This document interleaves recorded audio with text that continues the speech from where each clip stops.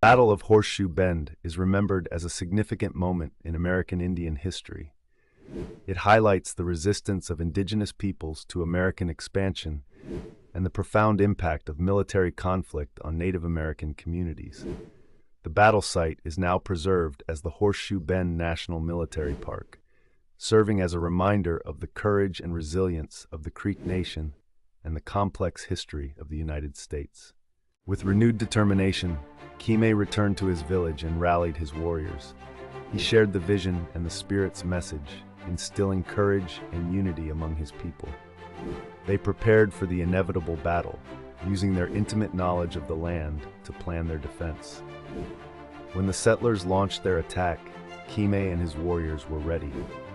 They fought with fierce determination, their spirits bolstered by the belief that the mountain itself was fighting alongside them. The Crow used guerrilla tactics, ambushing the settlers from hidden positions, striking swiftly, and then melting back into the terrain they knew so well. The spirits of the mountain seemed to protect them, as arrows found their marks, and the terrain itself seemed to conspire against the settlers. The Battle of Horseshoe Bend was a pivotal engagement that took place on March 27, 1814, during the Creek War, which was part of the larger conflict known as the War of 1812. The Creek War was a civil war within the Creek Muskogee Nation, divided between the Upper Creeks, or Red Sticks, who sought to resist American expansion, and the Lower Creeks, who were more inclined to coexist with American settlers. Led up to the battle, the Red Sticks, inspired by the teachings of the Shawnee leader Tecumseh, aimed to resist American encroachment on their lands. Tensions escalated when a faction of the Creek Nation attacked Fort Mims in August 1813, resulting in the massacre of settlers and allied Creeks. This prompted a military response from the United States, led by General Andrew Jackson. Jackson's campaign against the Red Sticks culminated in the Battle of Horseshoe Bend. Jackson's forces, consisting of Tennessee militia, regular Army troops, and Cherokee and Lower Creek allies, sought to decisively crush the Red Stick resistance. The battle. The Red Sticks, under the leadership of Chief Manawa, fortified their position at a bend in the Tallapoosa River, creating a strong defensive position with a fortified village and a barricade of logs. On the morning of March 27th, Jackson's forces launched their attack. The legend of the Painted Rock. Deep within the heart of Yellowstone, nestled by the tranquil shores of Yellowstone Lake, lies a place revered by generations of Native American tribes, the Painted Rock. Carved into its ancient surface are vibrant petroglyphs, etched over centuries, each telling a story of the spirits that dwell within the land. Among these tribes, the Lakota held a special reverence for the Painted Rock. Legend speaks of a young warrior named Chayton, whose name meant falcon in their tongue. In a time of great hardship for his people, Chayton embarked on a sacred quest to seek guidance from the spirits of the Painted Rock. For days, Chayton fasted and danced under the stars, his prayers echoing through the quiet canyon. On the third night, weakened and humbled, he received a vision. A majestic falcon with wings of golden sunlight appeared before him. The falcon spoke without words, its presence filling Chayton with a sense of peace and purpose.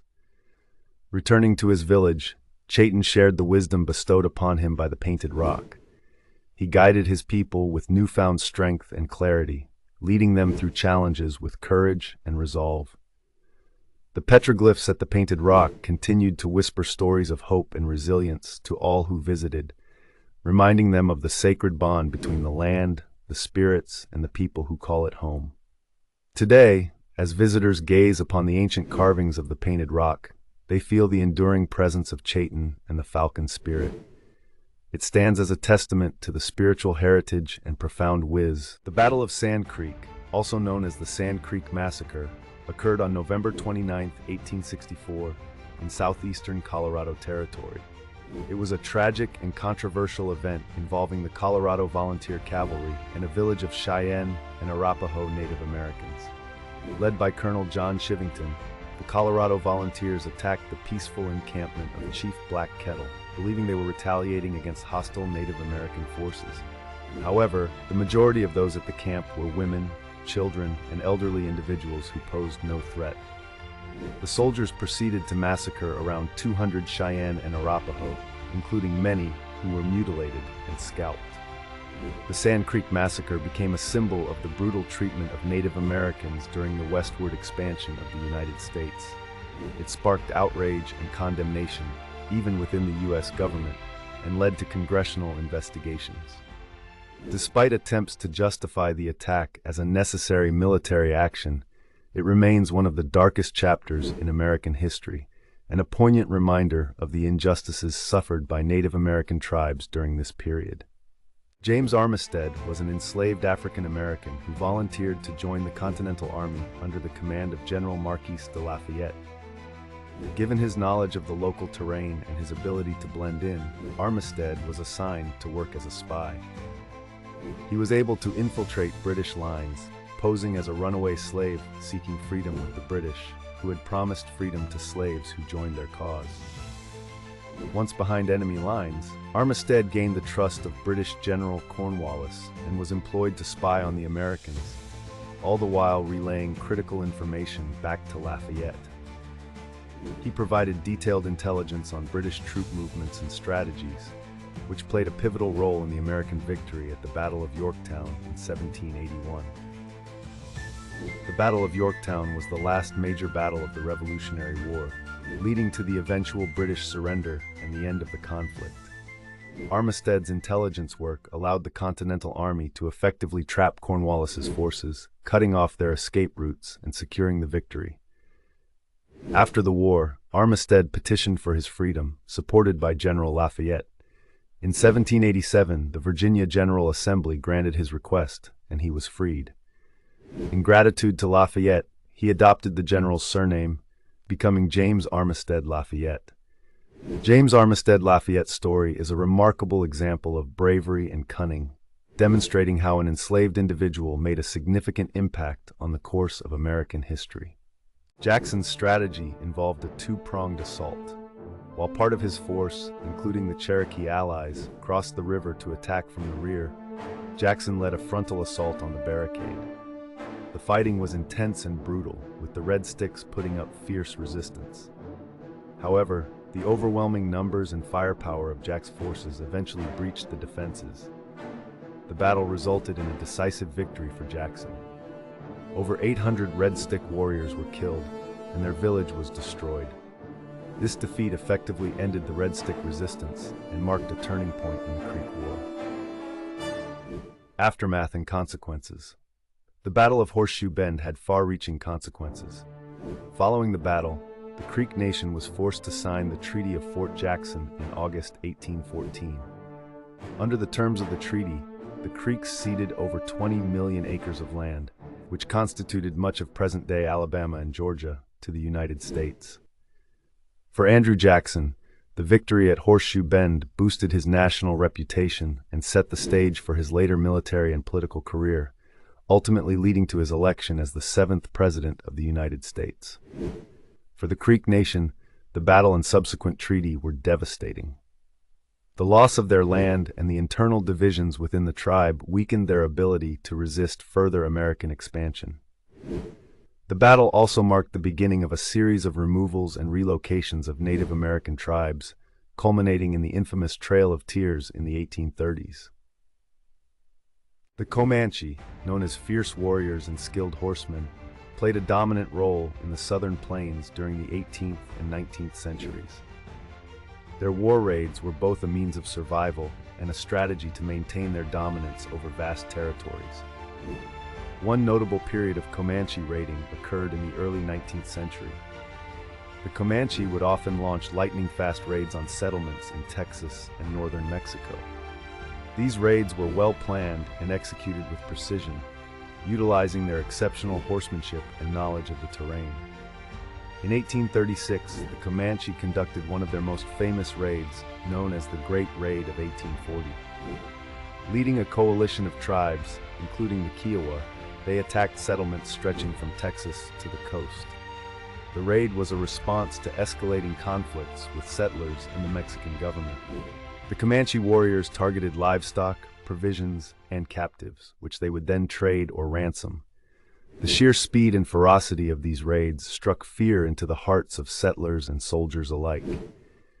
The Comanches' ability to strike quickly and vanish into the vast plains made them elusive and formidable opponents. These raids continued until the mid-19th century, when increased military pressure and the eventual confinement of the Comanche to reservations marked the end of their dominance. The legacy of the Comanche raids remains a testament to their resilience, strategic prowess, and the turbulent history of the American frontier. One of the lesser-known yet remarkable stories from American history is that of William Lee, an enslaved man who played a significant role during the Revolutionary War, particularly at the Battle of Yorktown in 1781. Lee, also known as Billy Lee, was the personal servant of George Washington, serving him loyally throughout the war. Lee accompanied Washington in numerous battles and was by his side during critical moments of the war. His role went beyond that of a mere servant. He was a confidant, a skilled horseman, and a trusted aide. At the Battle of Yorktown, Lee's bravery and dedication were on full display. During the siege of Yorktown, which was the decisive and final major battle of the Revolutionary War, Lee was responsible for handling critical communications and assisting Washington with various duties. His presence and support allowed Washington to focus on leading the Continental Army to victory. The Battle of Yorktown involved complex coordination between American and French forces. Lee's intimate knowledge of Washington's strategies and his ability to maintain the general's readiness played a vital part in the success of the American forces. The victory at Yorktown led to the eventual surrender of British General Cornwallis and paved the way for American independence. After the war, Washington expressed his gratitude for Lee's service by granting him freedom in his will, recognizing Lee's invaluable contributions. William Lee lived out the rest of his life as a free man at Mount Vernon, Washington's estate, where he was provided for by Washington's estate. In the rugged terrain of what is now Yellowstone National Park, the Crow tribe lived in harmony with the land, drawing strength and sustenance from its abundant resources. Among them was a respected warrior and leader named Kime, which means thunder. Kime was known for his strategic mind and his deep spiritual connection to Spirit Mountain, a sacred place that the tribe believed was a source of powerful protective spirits. As white settlers began to encroach upon the Crow's territory, tensions escalated. The settlers, driven by the promise of land and resources, disregarded the sacredness of Spirit Mountain and the surrounding land. They cut down forests, diverted rivers, and threatened the delicate balance that the Crow had maintained for generations. The Crow tried to coexist peacefully, but the settlers' relentless expansion and disregard for tribal lands made conflict inevitable. Kime, recognizing the impending danger, sought guidance from the spirits of Spirit Mountain. He embarked on a solitary journey to the mountain, where he fasted and prayed for 3 days. On the final night, as he stood atop the peak, Kime was enveloped by a powerful vision. The spirits of the mountain, appearing as majestic eagles with eyes that glowed like embers, spoke to him. Kime, protector of your people, the time has come to defend your land. Use the strength of the mountain and the wisdom of the ancestors to guide you. Stand firm and the spirits will be with you. Legend of the Four Directions. Long ago, among the Lakota people, there lived a wise elder named White Buffalo Calf Woman. One day, she appeared to 2 warriors during a time of great hardship. She carried a sacred pipe made of red stone and taught them how to use it to pray for peace and harmony. As a symbol of her teachings, White Buffalo Calf Woman instructed them to perform a ritual honoring the 4 directions: north, south, east, and west. Each direction held significance: north for wisdom and strength, south for growth and warmth, east for renewal and beginnings, and west for introspection and endings. She explained that by honoring these directions and aligning with the natural world, they would find balance and spiritual guidance. The warriors shared these teachings with their tribe, and soon the ritual became a central part of Lakota culture, passed down through generations. Today, the ceremony of the 4 directions continues to be practiced by Native American tribes across the continent, symbolizing unity with nature and the interconnectedness of all living beings. End the video with a serene shot of a sacred pipe and a panoramic view depicting the 4 directions, emphasizing the spiritual depth and cultural significance of the story. This story not only highlights Native American spirituality, but also conveys a message of harmony with the natural world, making it captivating for a YouTube Shorts video. In the late 19th century, Native American tribes faced tremendous hardship due to forced relocations, broken treaties, and loss of their lands. Amidst this suffering, a new spiritual movement called the Ghost Dance emerged, offering hope and a sense of unity. The Ghost Dance movement began in 1889, when a Paiute prophet named Wovoka had a vision during a solar eclipse. He preached that performing the Ghost Dance, a ceremonial dance, would bring about a reunion of living and dead Native Americans, the restoration of their lands, and the departure of white settlers. This message of hope quickly spread among tribes across the Great Plains and beyond.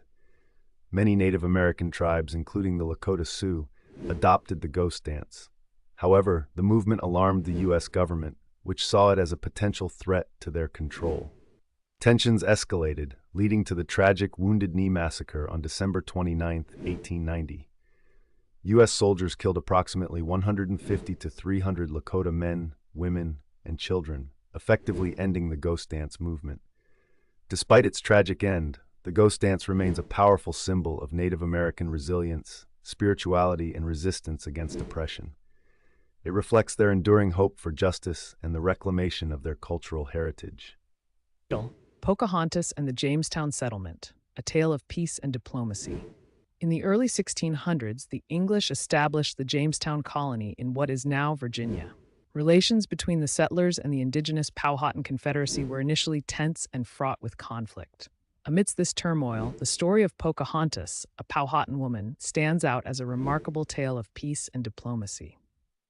Pocahontas, the daughter of Chief Powhatan, is best known for her association with John Smith, an English colonist. According to Smith's accounts, Pocahontas saved his life when he was captured by her father's warriors, though the accuracy of this story is debated by historians. What is certain is that Pocahontas played a significant role in fostering communication and goodwill between the Powhatan and the English settlers. In 1613, Pocahontas was captured by the English and held for ransom. During her captivity, she converted to Christianity and took the name Rebecca. She eventually married John Rolfe, a tobacco planter, in 1614. Their marriage brought a period of relative peace between the English and the Powhatan, known as the Peace of Pocahontas. In 1616, Pocahontas traveled to England with Rolfe and their son. She was received as a princess and became a symbol of the potential for harmonious relations between the English and Native Americans. Tragically, Pocahontas fell ill and died in England in 1617 at the age of 21. Pocahontas's legacy endures as a figure of cultural bridging and diplomacy, representing a brief but significant moment of peace and cooperation. Long ago, in the land of the Ojibwe people, a wise elder named Nokomis had a vision. In her dream, the spider appeared and spoke to her of the struggles and challenges faced by her people. The spider showed her how to create a special web to protect her tribe's children from harm, both seen and unseen. Nokomis awoke inspired and gathered willow hoops, sinew, and feathers. She began weaving a web within the hoop, imitating the spider's instructions. As she worked, she explained to the children the significance of each part. The hoop representing the circle of life, the web trapping bad dreams, and the feathers guiding good dreams to the dreamer. When Nokomis finished, she hung her creation above the children's beds, ensuring a peaceful night's sleep and protection from nightmares. As time passed, more tribes adopted the dream catcher, believing in its power to filter out negativity and promote positivity. Today, dream catchers adorn many homes, symbolizing hope and the belief in the power of dreams. They serve as a reminder of the ancient wisdom passed down through generations, a testament to the enduring spirit of the Ojibwe people and their connection to the natural world. End the video with a serene shot of a dream catcher gently swaying in the wind, capturing the essence of peace and protection it represents. This story not only explores cultural heritage, but also brings a sense of tranquility and spiritual connection, making it captivating. In the late 17th century, Spanish colonizers had established a presence in what is now the southwestern United States. They imposed their religion, culture, and economic systems on the Pueblo people, leading to significant disruption of Pueblo society and culture. Tensions came to a head in 1680 when a Pueblo religious leader named Pope organized a coordinated uprising against the Spanish. Pope and other Pueblo leaders planned the revolt in secrecy, communicating through knotted cords to synchronize their actions across the various Pueblo communities. On August 10, 1680, the Pueblos launched their revolt, attacking Spanish settlements and missions. The uprising was highly successful. The Pueblos killed around 400 Spanish settlers, including 21 of the 33 Catholic priests, and drove the remaining Spaniards out of the region, forcing them to retreat to Santa Fe and eventually out of the area altogether. For the next 12 years, the Pueblo people maintained their independence, reviving their traditional customs and religious practices. However, in 1692, the Spanish reconquered the area under the leadership of Governor Diego de Vargas. Despite this, the Pueblo revolt remains a powerful symbol of resistance and resilience for Native American communities. Despite their superior numbers and firepower, the settlers were confounded by the Crow's tactics and the seemingly supernatural protection the land offered its native defenders. The battle raged for days, but the Crow, inspired by Kimi's vision and leadership, held their ground. In the end, the settlers, demoralized and unable to break the Crow's resistance, retreated. The victory at Spirit Mountain was not just a physical triumph, it was a spiritual reaffirmation of the Crow's connection to their land. Kimi's leadership and the Spirit's guidance had protected their home, preserving their way of life against overwhelming odds. The settlers, realizing the strength and determination of the Crow, chose to seek more peaceful negotiations thereafter, respecting the boundaries and sacred sites of the tribe. Generations later, the story of Keme and the Battle of Spirit Mountain endures as a powerful symbol of resilience and spiritual strength. It reminds visitors of the profound bond between the Crow people and the land they hold sacred, a bond that has weathered the storms of conflict and time. As people explore Yellowstone today, the legacy of Kimi and the spirits of Spirit Mountain still echo through the valleys and peaks, whispering tales of courage, unity, and the indomitable spirit of the Crow. In the heart of the Great Plains lived the Lakota Sioux, a resilient people whose connection to the land ran deep. When faced with a devastating drought threatening their existence, Running Wolf, a young warrior guided by a powerful vision, embarked on a journey into the wilderness. Battling storms and predators, he reached a towering mesa where a majestic eagle revealed the key to their survival, the sacred Black Hills. With renewed purpose, Running Wolf led his people and other tribes to this bountiful land, where rivers flowed freely, forests teemed with life, and the earth yielded its treasures. Word spread of their discovery, drawing tribes from far and wide, and together they thrived, overcoming adversity through unity and the indomitable strength of the human spirit. Today, the Black Hills stand as a sacred sanctuary, a testament to the enduring bond between the land and its people. And the legacy of Running Wolf lives on, a symbol of resilience and courage. In 1620, a group of English pilgrims arrived in North America on the Mayflower, establishing the Plymouth colony. Struggling to survive in the new land, they encountered a Native American named Squanto, whose story is one of extraordinary survival and assistance. Squanto, or Tisquantum, was a member of the Patuxet tribe. Years before the pilgrims arrived, he had been captured by English explorers and sold into slavery in Spain. He eventually escaped to England, where he learned English and later returned to his homeland, only to find his tribe decimated by disease. When the pilgrims arrived, Squanto's knowledge of English and European customs made him an invaluable intermediary. He taught the pilgrims essential survival skills such as how to cultivate corn, extract sap from maple trees, and fish in local rivers. Squanto's guidance was crucial in helping the pilgrims establish a foothold in the New World. In 1621, Squanto played a key role in negotiating a peace treaty between the Pilgrims and the Wampanoag tribe, led by Chief Massasoit. This alliance was vital for the survival of the Plymouth colony.